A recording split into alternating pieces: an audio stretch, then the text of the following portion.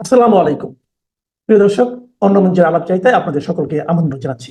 প্রিয় বন্ধুরা, প্রীতি ও শুভেচ্ছা নেবেন। আপনারা আইনজীবী তাজুল ইসলামকে নিশ্চয়ই চেনেন। আন্তর্জাতিক অপরাধ ট্রাইব্যুনালের অবৈধ চিফ প্রসিকিউটর। এই আগস্টে সরকারকে জোরপূর্বক উৎখাতের পরে এই যে ৭১ সালের যুদ্ধ অপরাধের বিচারের জন্য যে আন্তর্জাতিক অপরাধ ট্রাইব্যুনালটি গঠিত হয়েছিল, সেটিকে অত্যন্ত বেআইনি ভাবে বেআইনি অধ্যাদেশের মাধ্যমে অনেক কিছু অদল বদল করে সেখানে এখন তথাকথিত জুলাই আগস্টের গুম হত্যা অনেক কিছুর বিচার ইনক্লুড করেছে দেখলাম। তো সেই ট্রাইব্যুনালের চিফ প্রসিকিউটর হিসেবে নিজেকে দাবি করেন, ঘোষণা করেছেন, অবৈধ সরকার তাকে নিয়োগ দিয়েছেন সেই তাজুল ইসলাম, যে মূলত ৭১-এর যুদ্ধ অপরাধীদের প্রধান কৌশলী হিসেবে ফাইট করেছে। সো সেই কনফ্লিক্ট অফ ইন্টারেস্টের জায়গা থেকেও তার কিন্তু বর্তমান চিফ প্রসিকিউটর হওয়ার কোনো নৈতিক সুযোগ নেই। তারপরেও তিনি জোর করে এই চিফ প্রসিকিউটর হয়েছেন এবং আপনারা জানেন যে আইনের নামে এই ট্রাইব্যুনালের নামে কি রকমের তামাশা চলছে এবং তিনি যখন তখন মিডিয়া আসতেছেন, মিডিয়ায় একজন আইনজীবী হিসেবে কথা না বলে অনেকটা জামাতের মুখপাত্র হিসেবে এবং রাজনৈতিক গোপন অভিলাষ চরিতার্থ করার জন্য তিনি মিডিয়ায় নানা রকমের কথাবার্তা বলছেন এবং ইতিমধ্যেই তিনি যথেষ্ট বিতর্ক সৃষ্টি করেছেন। এই প্রেক্ষিতে তাকে সম্প্রতি সেনা সদরে ডেকে নিয়ে একজন মেজর জেনারেল পর্যায়ের কর্মকর্তা তাকে রীতিমতো শাসিয়েছেন। তাকে বলা হয়েছে যে আপনি আইনের লোক, আইনের একটি কাজে নিয়োজিত, সেটি বাদ দিয়ে আপনি যে কাজগুলো করছেন তাতে মনে হচ্ছে আইনের চাইতে আপনার রাজনৈতিক উদ্দেশ্যটা বোধহয় মুখ্য। এবং পুরো সময়টা আহ, আহ, এই তাজুল ইসলামকে বেশ ভীত সন্ত্রস্ত রাখছিল এবং তিনি মোটামুটি চুপচাপ বসেই ছিলেন, তার পক্ষে বলবার মতো তেমন কিছু ছিল না। এই যে আহ, ট্রাইব্যুনালের যে সাক্ষী আদায় করা হচ্ছে, এর ব্যাপারেও আমাদের কাছে কিছু তথ্য এসেছে। এই জামাত শিবিরের এই নেতা তাজুল ইসলাম, তিনি ছাত্র জীবনে শিবির করতেন, পরবর্তীতে জামাতের রাজনীতির সাথে জড়িত। এই তাজুল ইসলাম এই প্রত্যেকটা সাক্ষীকে নানা রকমের, যারা যারা গ্রেপ্তার হয়েছে কিংবা যাদের সাক্ষী দিতে নেওয়া হয়েছে, প্রত্যেককে নানা রকমের ভয় ভীতি দেখিয়ে সাক্ষী আদায় করছেন। এবং খুবই অ্যালার্মিং একটা খবর আমি পেয়েছি।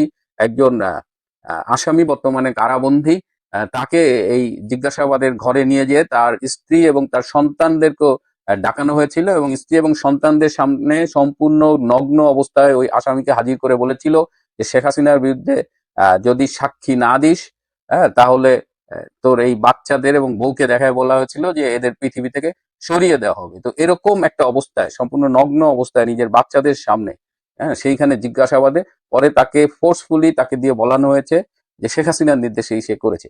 এবং তার কর্মকাণ্ডে বিরক্ত হয়ে দেশবাসী শুধু না, সেনা সদরে তাকে ডাকিয়ে নেওয়া হয়েছিল এবং তাকে হুঁশিয়ার করে দিয়ে বলা হয়েছে যে দুর্নীতি করার অপচেষ্টা না করে এবং সে যদি ফার্দার এই কাজগুলো করে তাহলে তার পরিণতি ভালো হবে না। আগামীকাল আরেকটা বিচারের রায় হবে নাকি, সেটা নিয়ে কি আপনার খুব চিন্তিত? চিন্তার কোনো কারণ নেই। এসব বিচারের রায় কি আসে? মৃত্যুদণ্ড, ফাঁসি, যাবজ্জীবন, 21 বছর, 41 বছর, 51 বছর, এগুলা নিয়ে কোনো don't care. We don't care, কারণ আমাদের নেত্রী ডোন্ট কেয়ার, সুতরাং আমরাও ডোন্ট কেয়ার। ঘটনাটা আপনারা আজকে মনে হয় কিছু কিছু পত্রিকায় এসেছে, আপনারা জানেন হয়তো, আর যদি না জানেন তাহলে আমি একটু বলছি আপনাদেরকে। যেমন রাজধানীর হোটেলে পাকিস্তানি নাগরিকের রহস্যজনক মৃত্যু, নিরাপত্তা সংশ্লিষ্টদের মধ্যে চাঞ্চল্য। আর পত্রিকাতে যেটা লিখেছে যে রাজধানীর গুলশানের একটা অভিজাত হোটেলে থেকে আহমেদ খান ৩৮ নামে এক পাকিস্তানি নাগরিকের মরদেহ উদ্ধার করা হয়েছে। গত মঙ্গলবার তিনি হোটেলের কক্ষে মৃত পাওয়া গেছে। সবাই বলছে যে এখন হার্ট অ্যাটাক। এদিকে তার বড় ভাই এসে পৌঁছাইছে, পাকিস্তান এমবেসি তো লাগছেই এই লাশ নেওয়ার জন্য। এবং এখানে বলা হচ্ছে যে কর্ণফুলী ইন্ডাস্ট্রিয়াল এলাকায় অবস্থিত একটি টেক্সটাইল মিলের টেকনিশিয়ান হিসেবে কর্মরত ছিলেন এই ভদ্রলোক। আসেন এবার বলি, টেকনিশিয়ান, একজন টেকনিশিয়ান গুলশানের 5 স্টার হোটেলে কিভাবে উঠে? আপনি চিন্তা করতে পারেন? একটা টেক্সটাইল মিলের জিএমও 5 স্টার হোটেলে উঠতে পারে না, আর সেখানে তো একজন টেকনিশিয়ান। ওনার বেতন কত? কেন উঠছেন? এগুলো হচ্ছে যে ভুয়া কথা।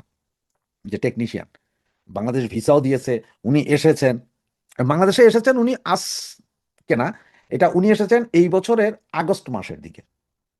এতদিন চিটং, কক্সবাজার, তার বিভিন্ন বর্ডার এরিয়া ঘুরেছেন। উনি ছিলেন যে অরিজিনালি পাকিস্তানের ইন্টেলিজেন্স ব্রাঞ্চের একজন কর্মকর্তা, এবং ওনাকে দিয়ে দিয়েছেন গত মঙ্গলবারে রাতে। সেম ঘটনা।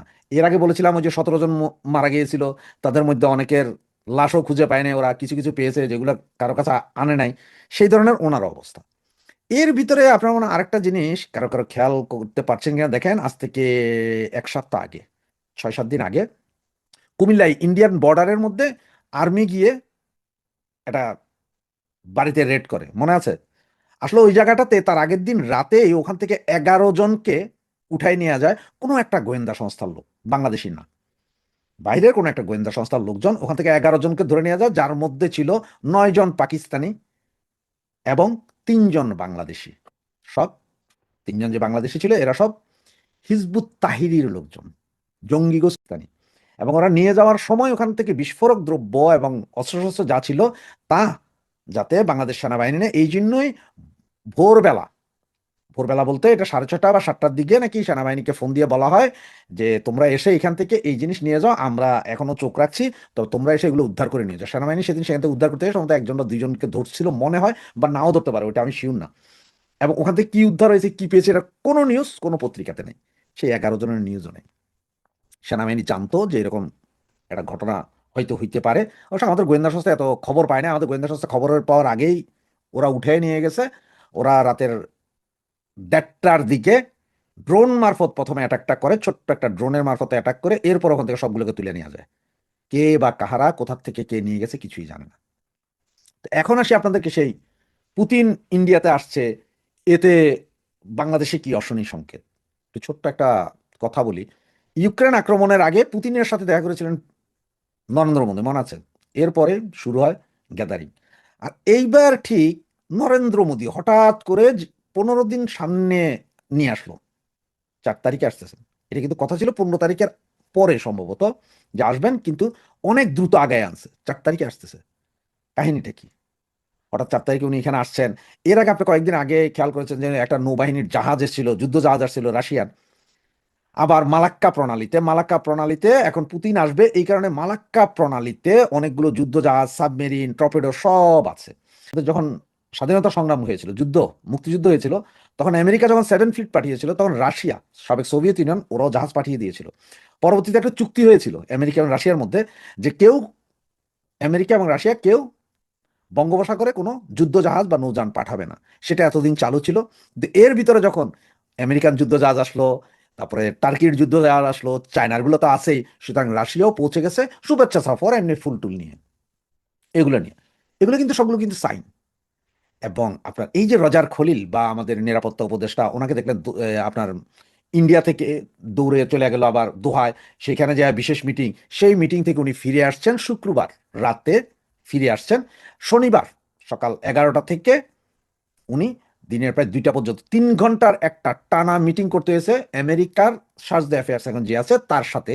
ওনার রজার খলিলের গুলশানের বাসভবন, সম্ভবত 33 নাম্বার না কত বাসভবনটার নাম্বার, সেখানে দীর্ঘ 3 ঘন্টা। কারণ হচ্ছে তার সাথে কথা হয়েছে এই জন্য যে ওই যে দিল্লিতে এর কথা, তারপরে আপনার ইয়ের কথা, দোহার কথা, এগুলো সব, এবং লাস্ট আমেরিকা বুঝিয়ে দিয়েছেন যে কিভাবে কি হবে। তো এগুলো সবই কিন্তু একটা সাইন। আবার এখন লোকমুখে শোনা যাচ্ছে, আমি বলছি না ভাই, লোকমুখে শোনা যাচ্ছে সম্ভবত 3 তারিখ থেকে ছোটখাটো আকারও সম্ভবত একটা স্ট্রাইক হইতে পারে বাংলাদেশের উপরে, বাংলাদেশের উপর স্ট্রাইক হইতে পারে। বাংলাদেশ হয়তো সেনা সমাবেশ হইতে পারে, সেনাবাহিনীর লোকজন ঢুকতে পারে, কোন দেশের ডুবে সেটা এখনো জানি না, হ্যাঁ আমি বলি নাই, এটা শোনা যাচ্ছে আর কি। এবং সেখানে আবার আমাদের রংপুর ডিভিশন থেকে প্রায় 12,000 সৈন্য ওই অঞ্চলের বর্ডারে নিয়ে যাওয়া হচ্ছে, যে পার্শ্ববর্তী রাষ্ট্রের 2.5 লাখ সেনার সাথে এই 12,000 যুদ্ধ করবে ঢিলাকুলু নিয়ে, বুঝতে পারছেন? তো এই অবস্থায় 3 থেকে 6 তারিখের ভিতরে নাকি অনেক কিছু করতে পারে। আবার কিছু কিছু পত্রিকা, কিছু কিছু ইউটিউবার তো বলতেছে যে 6 তারিখে বিশাল একটা ভূমিকম্প হইতে পারে, ওইটা চন্দ্র গ্রহ নক্ষত্র মাইপা ভূতাত্ত্বিক জরিপ কইরা এরা নাকি দেখছে যে একটা বিশাল ভূমিকম্প হবে। ভূমিকম্পের আভাস কখনো দেওয়া যায় না, বন্যার আভাস। আর সেই ভূমিকম্প আসলে কোনটা? সেই ভূমিকম্প কি কোনো ড্রোন মিসাইল এসে পড়ার ভূমিকম্প নাকি? আবার কিছু কিছু ইউটিউবার বলেছেন যে আপনার বিভিন্ন সেনা ক্যাম্প থেকে আপনাদের যাদের আত্মীয় স্বজন আছে তারা একটু বেরিয়ে যান, ওই চট্টগ্রাম বিভাগ এবং রংপুর বিভাগের ওইসব অঞ্চল থেকে লোকজন আপনার ঢাকার দিকে থাকেন, ওইসব অঞ্চলে আসলে কোথায় কি হবে জানা যায় না, তবে সবকিছুতে একটা বিপদের সংকেত আপনারা পাবেন। সজীব আয়োজক জয় বলেছে কি -2। তারেক জিয়া নিজের অপারগতা স্বীকার করছে গত 2 দিন আগে। সবকিছু নিয়ে একটা গুমট পরিস্থিতি। আবার এখানে জামাতিরা তো লেগেই আছে একের পর এক, শুধুমাত্র কি দাও, রায় দাও, ফাঁসি দাও, রায় দাও, ফাঁসি দাও। এর ভিতরে এই কোর্ট এগুলো নিয়েও ইন্টারন্যাশনালি কেউ খুশি না। এদিকে আপনার কমনওয়েলথ, কমনওয়েলথ কিন্তু বহুত বড় সংস্থা। কমনওয়েলথ বলে দিয়েছে যে আপনার আওয়ামী লীগ ছাড়া নির্বাচন হবে না। বিশ্বের বিভিন্ন দেশ বলছে নির্বাচন হবে না। খলিল সাহেবের আন্ডার প্যান্ট ছাড়া লুঙ্গি পরে দৌড়াদৌড়ি এই দেশ ওই দেশ। সেইখানে আবার সিআইএ এর পদকপ্রাপ্ত কাতারের আমিরের সবচেয়ে বিশ্বস্ত লোক, ওনারা যে ওখানে কথা বলা, 2 দিন আগে পাকিস্তানি গোয়েন্দা সংস্থার লোক মারা যাওয়া এবং আরো 9 জন পাকিস্তানি গোয়েন্দা সংস্থার লোককে কুমিল্লা থেকে উঠিয়ে নিয়ে যাওয়া, এগুলো সব মিলাইলে আপনারা বুঝতে পারবেন যে বাংলাদেশে এখন অনেক কিছুই ঘটছে। অনেক কিছু আমরা দেখতে পাচ্ছি, অনেক কিছু দেখতে পাচ্ছি না। ওই যে বলে একটা ডিপ স্টেটের খেলা বলেছিলেন, আমরা বলছিলাম ডিপ স্টেট, সব দেশেরই ডিপ স্টেট আছে। আর ডিপ স্টেটের খেলাটা এমন যে আপনি ঘটনা সত্য, প্রমাণ নাই, আপনি প্রমাণ করতে পারবেন না। ঘটনাটা সত্য, কিন্তু আপনি প্রমাণ করতে পারবেন না যে এই ঘটনা কে ঘটাইলো, কখন ঘটলো, কি ঘটলো। আর যখন এই গোয়েন্দা সংস্থার লোকগুলোকে ধরা হয়, মারা হয়, নিয়ে যাওয়া হয়, তখন কিন্তু কোনো দেশ স্বীকার করে না যে এটা আমাদের গোয়েন্দা সংস্থার লোক ছিল, কারণ এতে তাদের চরিত্র বরবাদ হয়ে যায়। তাই দেখেন খেলা চলছে, সাহস হারানোর দরকার নেই। আওয়ামী লীগ কর্মী সমর্থকদের বলে সাহস হারাবেন না, দেখতে থাকেন। আসলেই খেলা জমেছে। আগামী এই যে আজকে এই মুহূর্তে আপনার 1লা ডিসেম্বর, আমি আপনাদেরকে এরও আগে বলেছিলাম যে 16ই ডিসেম্বর আমাদের বিজয় দিবস, 1971 সালে যা ঘটেছিল হয়তো সেরকম